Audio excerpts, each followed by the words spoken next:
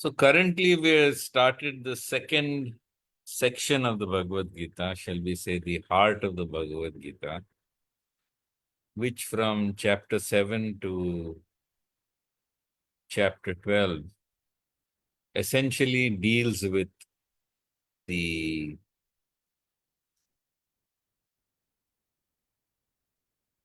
speaker of the Bhagavad-Gita, that is Lord Shri Krishna, Bhagavan Krishna. Krishna has already declared in the fourth chapter of the Bhagavad-Gita that he is God and that he has given this knowledge earlier to the sun god, to Ikshvaku, and so on. He's also declared that Janma Karma Chame Divyam Evam Yo Veti Tattvata Tyaktva Deham Punarjanma Naiti Mamiti Sarjuna. That those who understand the divine nature of his appearance and activities, they indeed, when they leave this body, go back to him.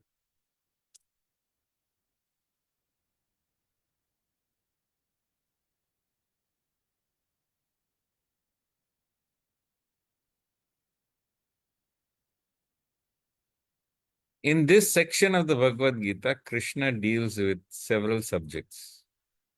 One is he repeats that he is God. He also declares very clearly in the seventh chapter of the Bhagavad Gita who can come to him or who is attracted to him and who is unlikely to come to him for worship. Now we have to understand that the Bhagavad Gita is a seminal work on Vaishnavism, on Krishna Bhakti. And because it is a seminal work, it is the origin from which all other Krishna literature has sprung. Krishna here makes it very clear that he is, in fact, very different from the other gods that people were worshipping. So there are many forms of worship that you can find in Vedic scriptures. One is polytheism. Polytheism is that they worship the natural forces as different gods. So you have Indra, you have Varuna, you have Agni, etc., etc. And while you have Indra, Varuna, and all the other pantheon of gods, the Upanishads themselves have a story where each of these gods tries to show that they are bigger, stronger, more powerful than the one Supreme Lord who eventually defeats all of them in his power. So from polytheism, the movement is gradually towards a more accepting form of worship of other gods, yes, but there is a supreme God among them. So the Supreme Lord, when there is a Supreme Lord and there are other minor deities, this is known as henotheism, where the Lord is supreme and there are other devtas. And these devtas are not the Supreme Lord. They're just other jivas who have evolved to a higher extent.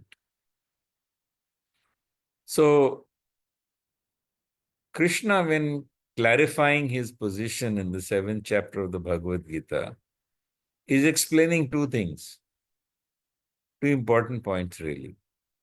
One is that he is beyond the gods, the devtas. Secondly, he is also emphasizing that he is beyond the impersonal aspect of God. See, very often people think that, oh, Krishna is God, yes, but above Krishna there is Brahman.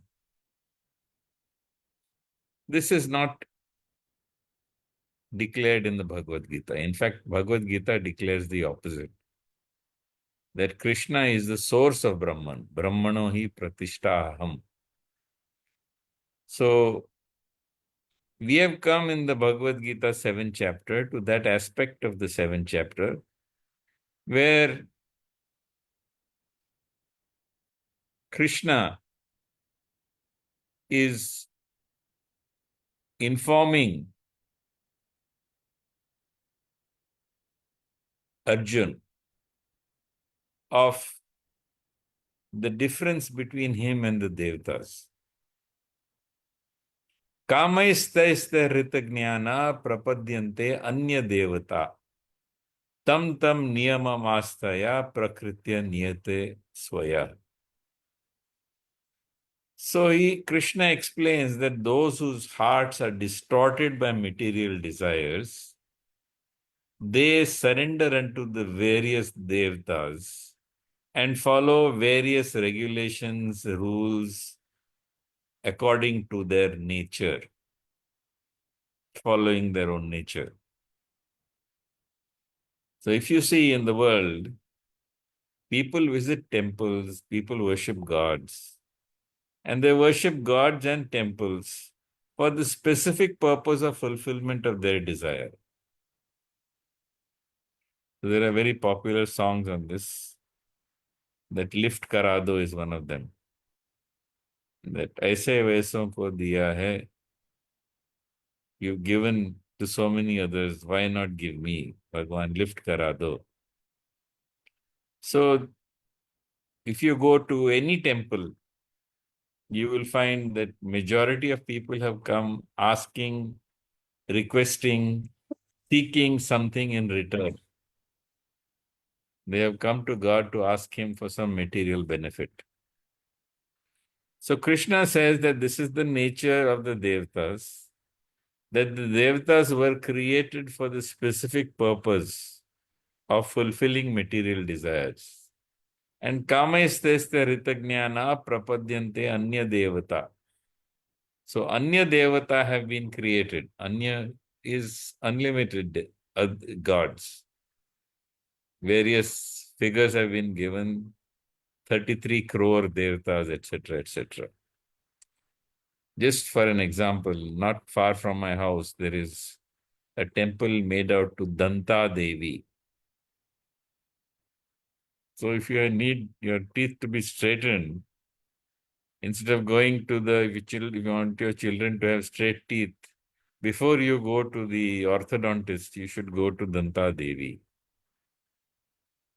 There is also a temple, Sitala Devi temple, which is meant for people who are suffering from smallpox, from chickenpox.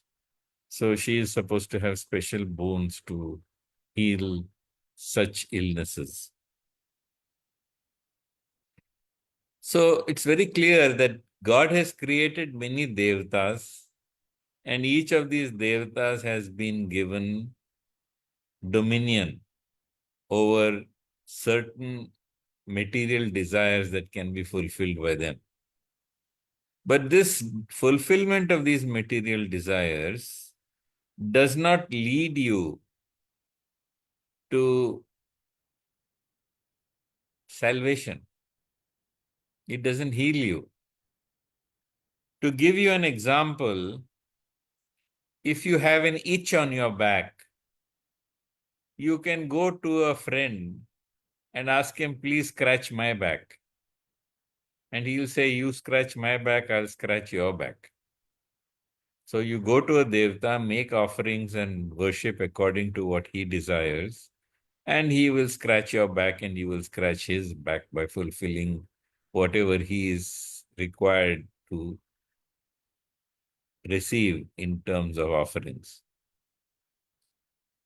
But your itch may go away temporarily, but it doesn't heal.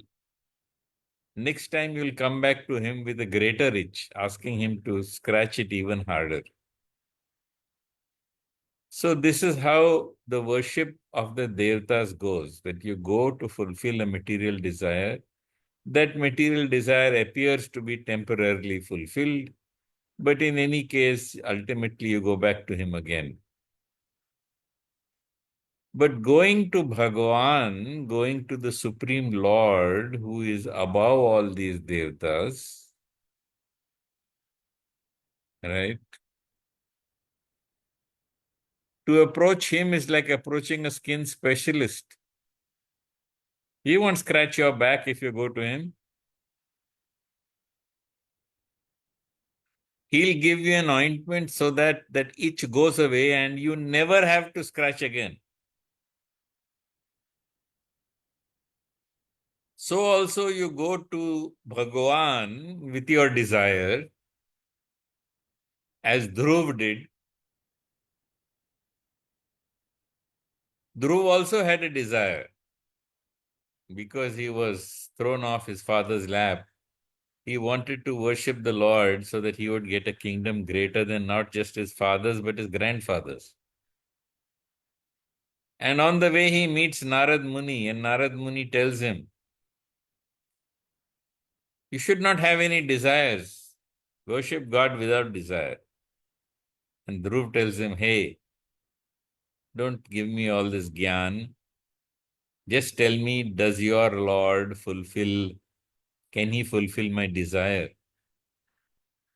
And sure enough, Narad Muni teaches him how to fulfill his desires through Bhagavan. And finally, when he gets the vision of Bhagavan, and Bhagavan appears before him, his desires vanish.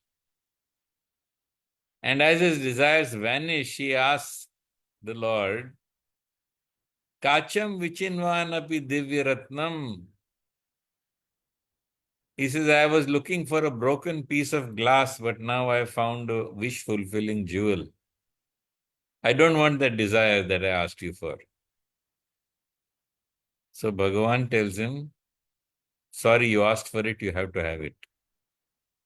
And so Dhruv, for innumerable years, has to become a pole star, and that is his kingdom which he rules, even though he is blessed by having vision of God and who's become free from desire. So here Krishna points out that many people have many different material desires. And with these different material desires, they go and they worship many different gods. And they worship these gods according to their own characteristics, according to their own nature.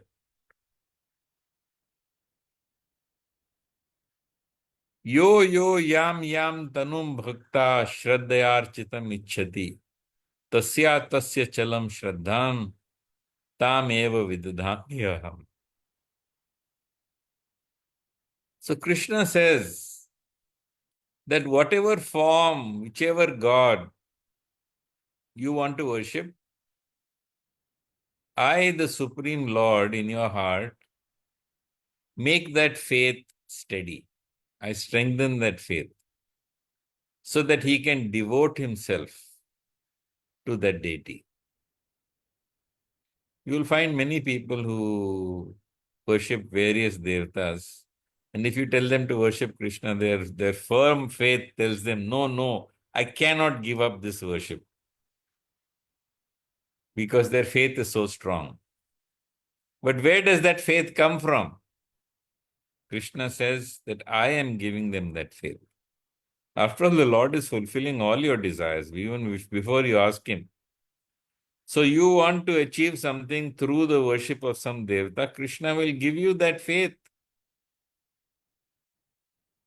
But that does not mean that Krishna is not fulfilling that desire. Indeed, Krishna is the one who's fulfilling that desire. And so, in this 7th chapter, Krishna explains that sataya shraddhaya yuktastasya aradhanam ihate labate cha tatah kaman mayeva vihitan hitan. So, endowed with such faith, you seek favors of a particular devata, you seek favors of a particular saint, you ask that your desires be fulfilled, But Krishna says, Mayeva Vitan Hitan. I am the one who is fulfilling these desires. Labate cha tatah kaman. That desire which is fulfilled is not fulfilled by them. I am fulfilling it. Antavattu phalam tesham tad bhavatya alpamedasam. Devana deva yajo yanti mad bhakta yanti mamapi. So people of small intelligence, those who don't have guidance, those who do not have the vision, they worship these devatas.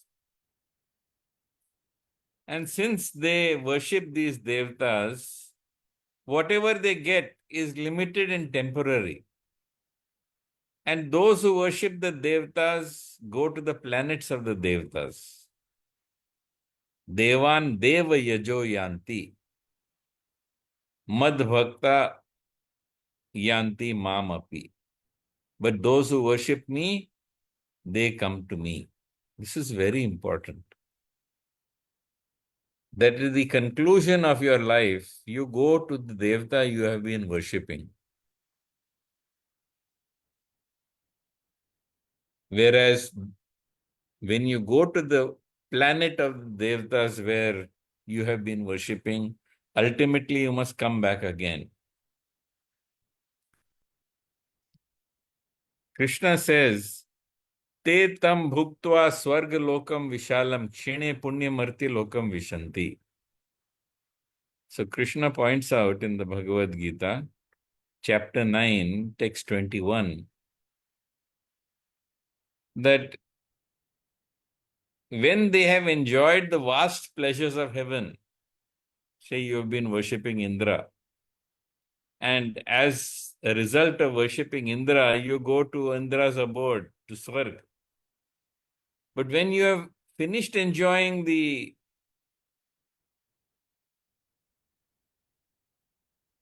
benefits of Swarg, which you have obtained, you can see the previous verse 9.20. Traividyamam somapa putapapah yagner ishtva swargatim prarthayante te punyam asadya surendra lokam ashnanti divyan divya devi deva bhogan. So they perform ritualistic worship. They drink soma juice, which is the remnant of the yagyas. And by the virtue of their pious deeds, they go to the abode of Indra. But once they have enjoyed the pleasures of heaven, which is a temporary place, not a permanent place, Kshine Punya Marti Lokam Vishanti, having exhausted their pious credits, they must come back again into this world of birth and death.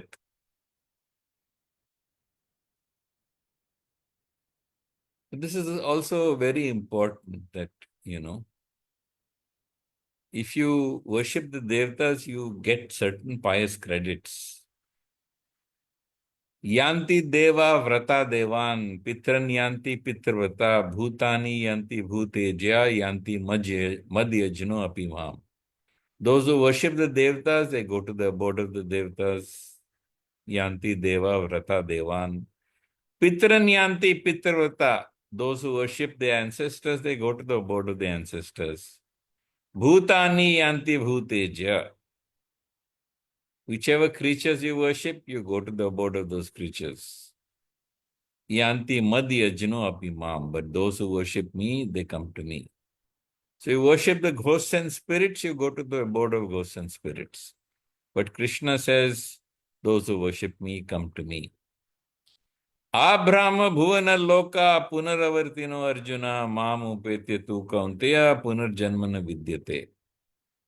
And regardless of which planets you've gone to, which abodes you've gone to, which other realms you've gone to, you come back again into this earth cycle of birth and death. But there is a difference when you worship Krishna. That is pointed out in 9.22. Ananyaschintayanto mam ye jana paryupasate tesham nityabhyuktanam yogakshemam vahamyaham. He points out in the 9th chapter, 22nd verse. There are those who always think of me and engage in exclusive devotion to me. To them, whose minds are always absorbed in me, I provide what they lack and preserve what they possess. Which means that all their spiritual benefits, all their spiritual credits are preserved. They are preserved.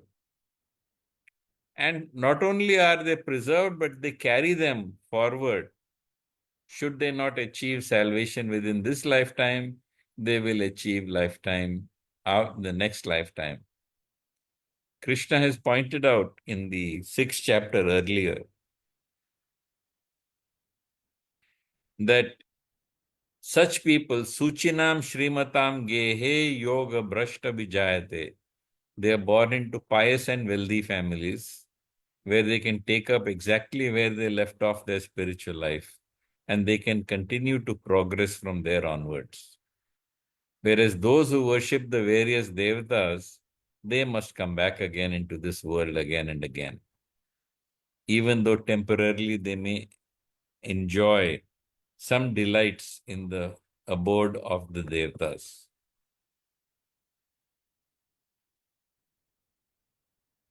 So, this is very clear. Krishna points out, you see, that he is fulfilling the desires and he fulfills the desires in a permanent manner. In a temporary manner, the devatas fulfill the desire and you get back into the cycle of birth and death. But by worshipping Krishna, not only are your desires fulfilled, but you have no further desires. And not only do you have no further desires, but you then, whatever you have engaged in, assures you of salvation in this life. It doesn't matter who you are. Even if you are the worst sinner amongst all sinners, api chedasi papebhyo sarvebhyo papakritamah, the biggest sinner amongst all sinners, you are saved. In fact, Krishna points out that it doesn't matter whether you're a man, whether you're a woman, what caste or community you belong to, what religion you belong to. If you worship me, you come to me.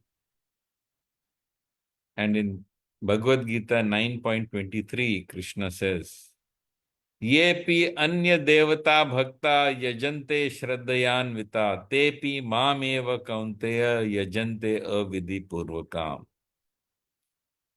Those who are worshipping other gods, and they may be worshipping full of faith because I have given them that faith, actually are worshipping only me, but they're worshipping me in a incorrect way, a wrong way. And then he goes on to say in text 24, Aham hi sarva yagna nam bhokta cha prabhureva cha na tu mam abhijananti tatvena taschavanti te. I am the only enjoyer, the master, and the recipient of all sacrifices, of all worship. Therefore, those who do not recognize my true transcendental nature, they must fall back into material consciousness. Krishna has said in the Bhagavad-Gita that,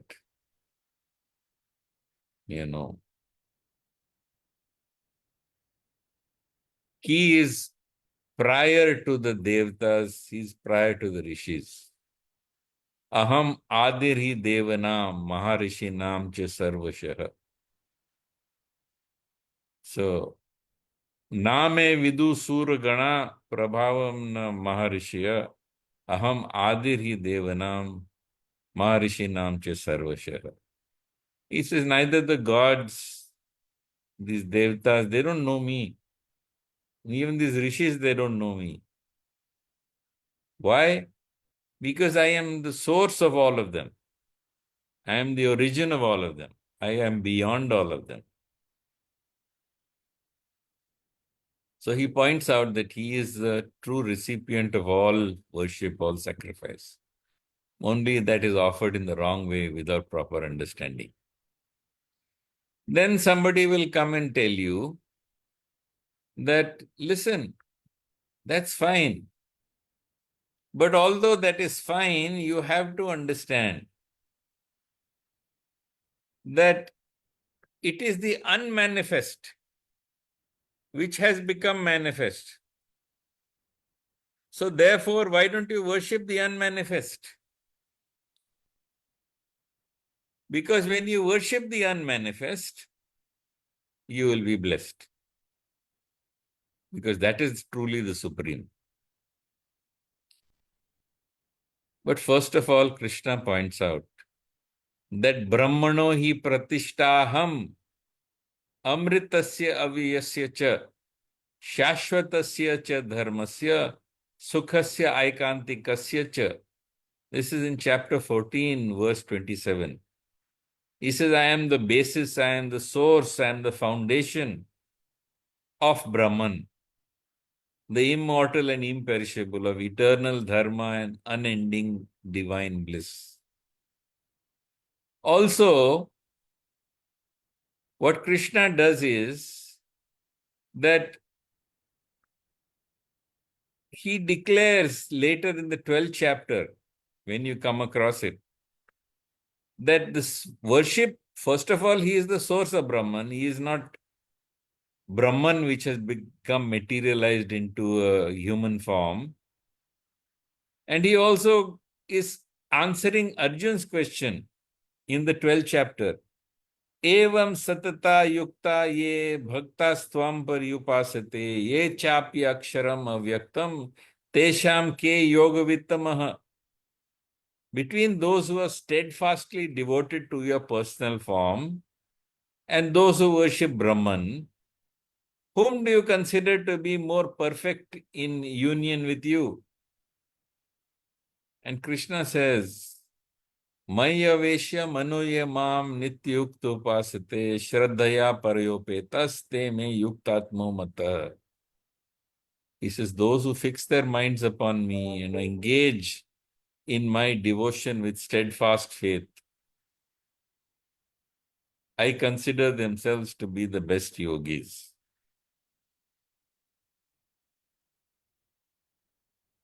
So Krishna says that you are most intimately united with me when you worship me in this personal form of Krishna. And he also points out that if you could, those who are attached to worshipping me in this impersonal, unmanifest, inconceivable, ineffable absolute, he says, Klesho diktarastesham avyakta sakta chetasam avyakta hi gatir dukham dehavadviravapyate. For those whose minds are attached to the worship of the unmanifest, the path of realization is full of sorrow and difficulties. Worship of the unmanifest is exceedingly difficult for people who are for embodied living beings. So as long as you are within this body, it is impossible for you to worship the impersonal absolute. It's very difficult. It gives you a lot of sorrow. You waste many lifetimes.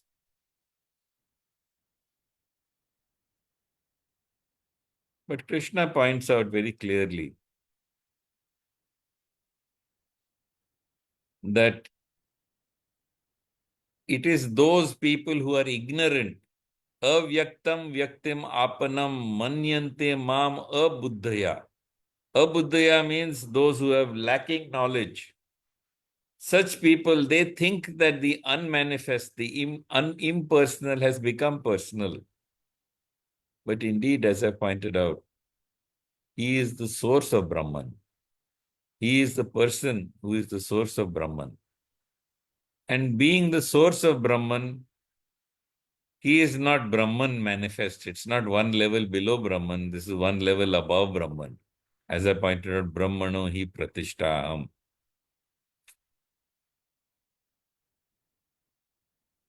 So having said that, Krishna points out that everyone cannot know me as I am.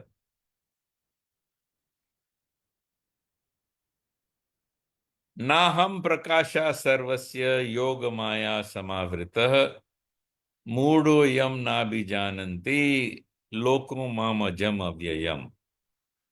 I am not manifest to everyone, being veiled by my yoga maya energy. Those without knowledge do not know that I, Krishna, am without birth and that I am changeless. Vedaham samatitani vartmani cha Arjuna bhavishyani cha bhutani mam tu vedna kasyana. I know the past, I know the present, I know the future of all living beings. But me, Krishna says, no one knows. Ichha dvesha samuttena dvandva mohena bharata sarva bhutani sammoham sarge yanti parantapa. The dualities of good and bad, heat and cold, joy and sorrow, honor and dishonor, desire and aversion, they arise from illusion. And all living beings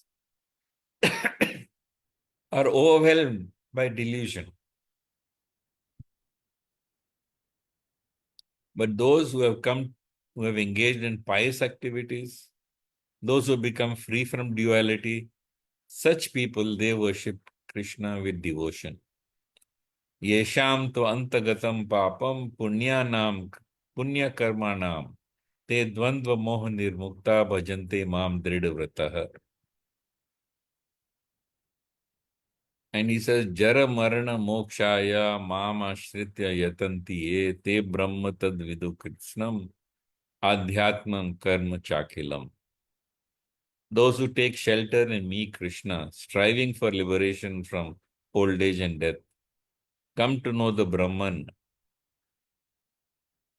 the individual soul, and the entire field of karmic action.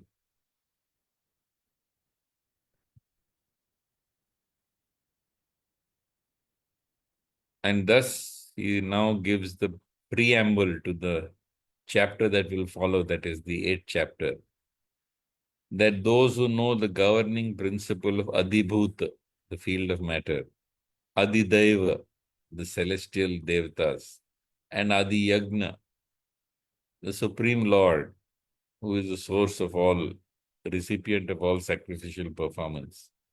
Such enlightened souls are in full consciousness of me, even at the time of death.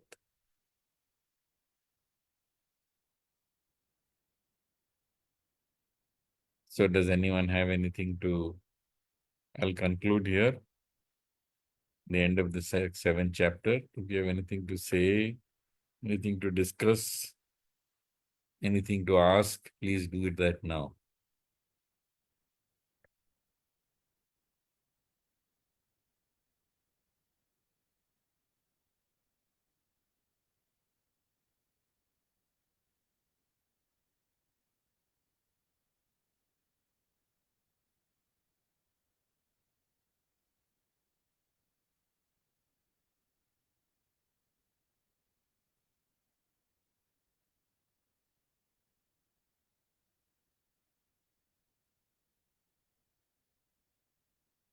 All right, so then with this, Krishna has clearly established that he is the source of all the Devatas. He indeed is fulfilling your material desires through the Devatas that you might foolishly, wrongly worship. And he is not the impersonal become personal. He is in fact the source of the impersonal. So with this, I will conclude today's session. Hari Om, Jai Shri Krishna, Hare Krishna.